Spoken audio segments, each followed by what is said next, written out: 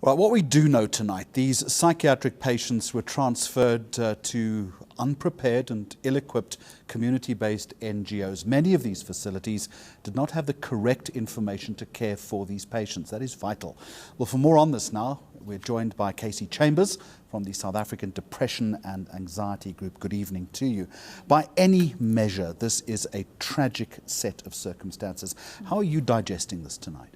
I think we're still processing the information. I think in the next few days we'll still be studying the report in depth because there were lots of more details and more recommendations that we have to look at. But I think, we've been dealing with this since October 2015, and to now, after all the evidence we had given, the emails, the meetings, the marches, the court cases that we went through, it kind of felt like all our information fell on deaf ears. And this is exactly what we were trying to prevent, is to prevent loss of life.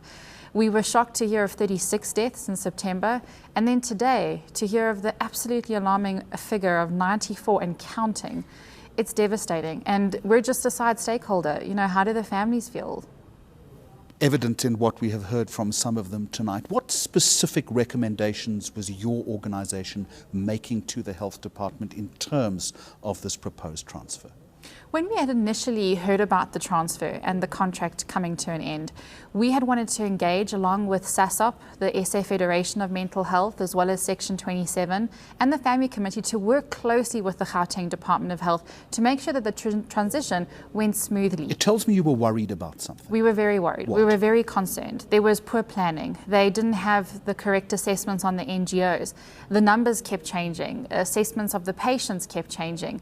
It was just really unplanned and unorganized, and that was very distressing. We went to court twice. We were promised by the Gauteng Department of Health that they would have the best interest of the patients, and we were optimistic to believe them. We went to court again last year in March to prevent them from moving 110 patients to Takalani, and yet the Department of Health lied in court. The courts believed them and they moved the patients, and now we're sitting a year later and 94 patients have died. It's not okay. When you asked about the rush to move patients, what answers were you given? Initially, and this is also through the MEC statement, there were two different reasons given. One was budget cuts. They were looking to reduce the cost to the Gauteng Department of Health. They said that the contract with Life Esidimeni was costing them too much money to look after these patients. So the first one was budget cuts. Do you buy that? No. Why? Because it's more expensive to move these patients into ill-equipped NGOs, and now we're seeing that it's costing nearly 3 times more than what they anticipated. Also, these are acute patients. They need care. They need proper treatment. You can't just move them to an NGO, otherwise they would have been moved already. I think also what came out from today is that there has to be in-depth investigation as to what is the real motive as to rushing the transfer of these patients. A lot of people were saying there should have been a step-down facility or step-down approach, a transition plan. None of that was in place. This was all due to happen within a few months. It was supposed to end the end of March. It got extended until June, but still it was incredibly rushed. Buses were coming into the Esidimeni hospitals. Patients were being handpicked from a room and sent on the bus. Not just buses. We're hearing horrific stories of people being loaded onto the back of pickups, buckies, and taken on. And being tied to the buckies and then shipped onto the other end of, say, Pretoria, and being 100 kilometers away from family members. SADAG received so many calls, hundreds of calls. We still get calls on a weekly basis from loved ones who either can't find their loved ones, who are reporting bad treatment of their loved ones. And it's still an ongoing issue. And I think from today, this is only one step in the right direction. There's still a lot more work that has to take place. Do you know whether the facilities of these 27 NGOs were examined or audited in any way? We assumed. We had also asked many times. We wanted to be part of that process to help support the department. We know that the 27, as from the report today, they were all unlicensed. They already received patients months before they were actually properly licensed or got any paperwork or any grants. The department had assured us in all of our meetings, as well as the meetings in court, that they had actually gone to inspect and approve and accredit these NGOs. However, that's not the case from the report that we got today. The NGOs were patently chasing the money. Well, we'd love to understand the motive. You know, a lot of them were promised money, a lot were running for months without any money. And that's why we had so many patients who were starved, who had no clothes, who had no medication. So I think there's so much better support that could have been offered to these NGOs. But they were promised money to look after these patients. So people were converting their garages or houses to take on extra patients. Cassey Chambers, what does this say about our approach, not only in Gauteng, but nationally, to mental health in South Africa, given that we know not only here but around the world this is often a marginalized and vulnerable section of society? Esidimeni focused on the most vulnerable patients in our community, but looking at the bigger picture, mental illness is definitely not a priority to our health system. So much more has to be done. Through the Esidimeni case, it's highlighted where we have so many flaws. Our health hospitals, we don't have enough medication, not enough resources.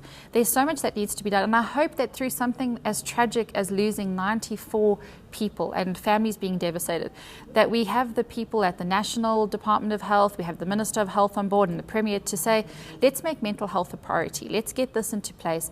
It can work. We have a strategic framework policy that we can follow. We have a great Mental Health Care Act in paper. Let's implement it on the ground with the right stakeholders. You know, it's a complex issue. We're all trying to work together. Ignoring it could lead to more lives being lost. In an ideal world, the 94 patients, more possibly, how should they have been cared for? How should they have been treated? What does the regimen need to look like, given that all of them, we can't homogenize them, they're all suffering from different conditions. But there must be standard protocols, surely, in caring for a group of people like this. What is the template? What's the blueprint? We actually do have guidelines and a criteria to follow, so it's not difficult, it's not something we have to develop or make up. Also, a lot of the issues that these patients died from are basic human rights. So you can start very basically. They need food, they need warmth, and they need some care. And I think that's exactly what these patients were missing. So again, their basic human rights were violated. These facilities in juice breaks should have trained personnel who can offer stimulation and programs and offer care. They need food, water, they need medication. And all of these were not happening at the NGOs. We've raised these issues months and months and months, and they were ignored. Is the MEC responsible's decision to quit good enough? No.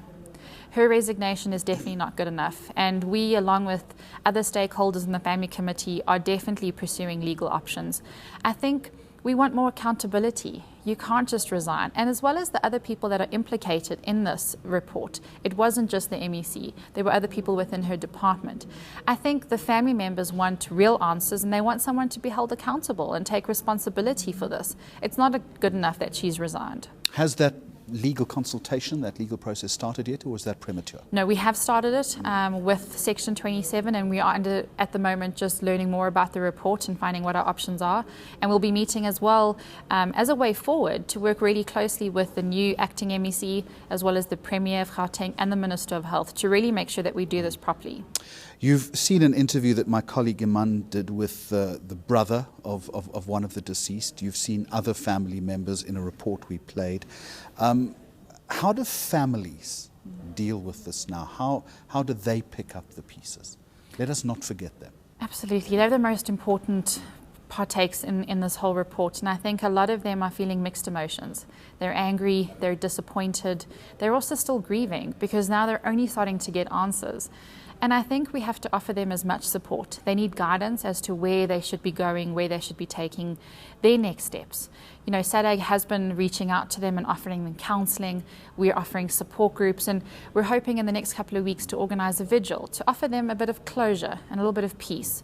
I think that the journey is not over yet, and I think we have to continue to offer them support, as well as the other family members who have not come out. You know, we only knew of 36 deaths towards the end of last year. Today it's 94. It's tripled. There could be many other family members out there who haven't known who to reach out to, how to get support. So we're hoping as well, through creating awareness and talking about it, that those families know that they can reach out and get help. You would take some solace from the fact that those patients that are still alive at these NGO facilities are now being moved back. Do you know what their fate is?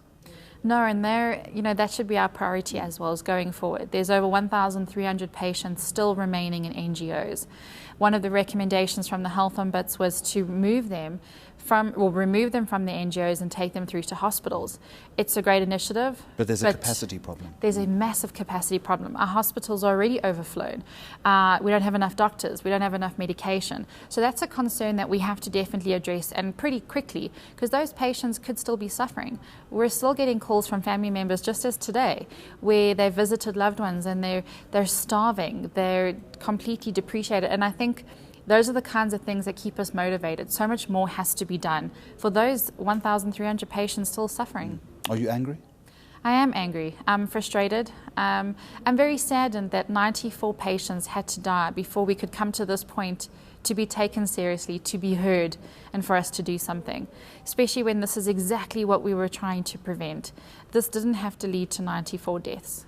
These are 94 families who are devastated. A lot of the patients that were moved didn't have any family members, so they died alone. No one's checking out for them. And I think as an advocacy group and someone who's passionate about mental health, it's heartbreaking. Thank you for joining us tonight. Thank you. Cassey Chambers with us here on Newsnight from the South African Depression and Anxiety Support Group. More on the Life Esidimeni tragedy when our program continues.